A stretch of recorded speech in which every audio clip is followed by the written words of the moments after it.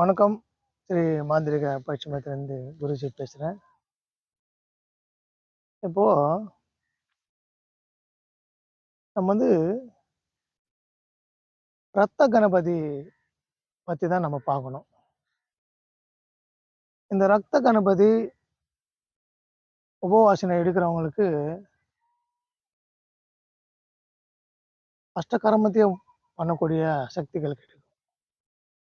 அதே நேரத்தில இந்த கணபதியோட சித்திகள் பார்த்தீங்கன்னு சொன்னா, கஜகேசன் என்று சொல்லி ஆதியில ஒரு சக்தி உண்டு.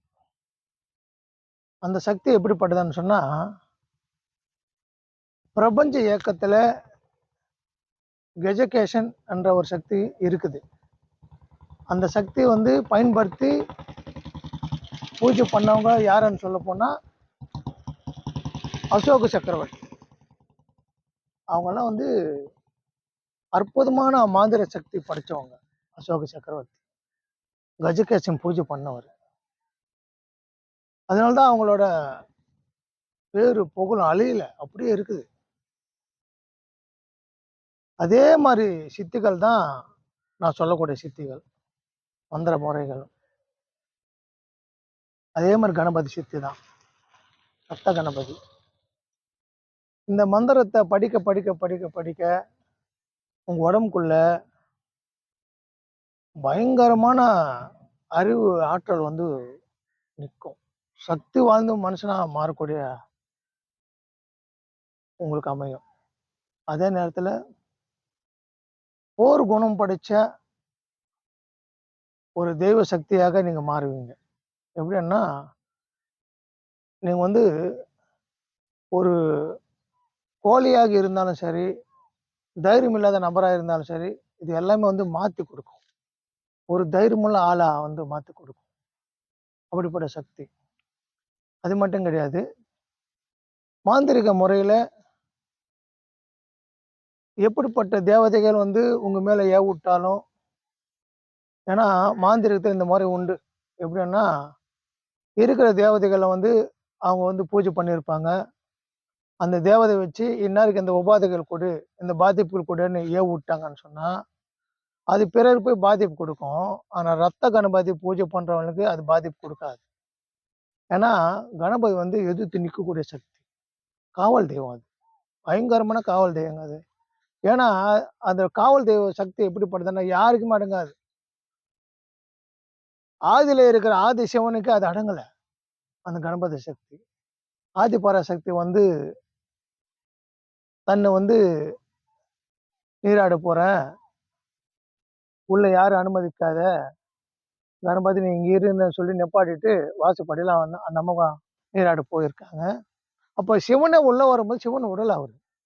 நீ யாராவது இருந்துட்டா, "டேய் நான் நான் யாருன்னு தெரியுமாடா? முக்கண்ணன்டா. என்னோட சக்திக்கு நீ ஈடு இல்லடா. நீ எல்லாம் ஒரு இதுல போயிடுவான்னு" சொல்லும்போது பயப்படல அவரு. எதுக்குமே கவலைப்படல அவரு. எனக்கு குடுத்த பணி என்ன?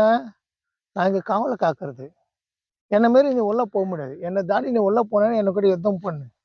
அப்படின்னு சொல்லி நிக்கிறாரு. அப்படிப்பட்ட குணம் படைச்ச தெய்வம் அது. நீங்க அவர நம்பி விசுவாசமா இருந்து பூஜை பண்ண ஆரம்பிச்சீங்கன்னு சொன்னா, உங்களுக்காக எப்படிப்பட்ட ஆளும் எதிர்த்து நிக்கக்கூடிய தெய்வம் அது. அதனால இப்படிப்பட்ட தெய்வங்கள் தான் உபவாசம் எடுக்கணும். எடுக்கும்போது பூஜை பண்ணணும். உங்களுக்கு பாதுகாப்பு அதிகமா இருக்கும். பாதுகாப்பு இல்லன்னா இந்த மந்திர உலகத்துல நிக்க முடியாதுங்க. ரொம்ப பாதிப்புகள் ஏற்படுத்தி குடுத்துரும். சரிங்களா? அதனால இந்த ரத் அ ரத்த கணபதியோட மந்திர சக்தியால என்னென்ன பண்ண முடியும்? அப்படின்னு சொன்னா, சகல தேவதையும் வசியப்படுத்த முடியும். இவரு அழைச்சு, இந்த தேவதைய நான் வசியப்படுத்தணும். இந்த மந்திரத்த எனக்கு தெரியல. இந்த தேவதை எனக்கு வர வச்சு, என்ன பூஜையில நிப்பாட்டு அப்படின்னு சொல்லிட்டு, நீங்க பூஜைக்கு தேவையான பொருட்கள் ரெடி பண்ணி, நீங்க பூஜை பண்ணும்போது, அந்த ரத்த கணபதி எந்த தேவதைய நீங்க வணங்கணும்னு நினைக்கிறீங்களோ, அந்த தேவதை அழிச்சு நிப்பாட்டும். அப்படிப்பட்ட சக்தி அது. நம்ம பயன்படுத்துற விதானம் இருக்கு. ஒரு மாந்திரீகத்துல பல வகையான அற்புத சக்திகள எப்படி பயன்படுத்தணும்னு தெரியணும். அதனால இது தெரியணும்னா நீ வந்து குருமார்களை கேட்டு தான் தெரிஞ்சுக்கணும். இது நல்ல முறை. இந்த ரத்த கணபதியோட உபவாசம் எடுங்க. உங்களுக்கு வந்து ரொம்ப பாதுகாப்பாக இருக்கும். இதில் ஏதாவது சந்தேகங்கள் இருந்தாலும் எனக்கு கேட்டு தெரிஞ்சுக்கலாம். நீங்கள் எல்லாரும் நல்லா இருக்கணும். எல்லாம் வல்ல இறைவனை வேண்டிக்கிறேன். ஓம் நமச்சிவாய.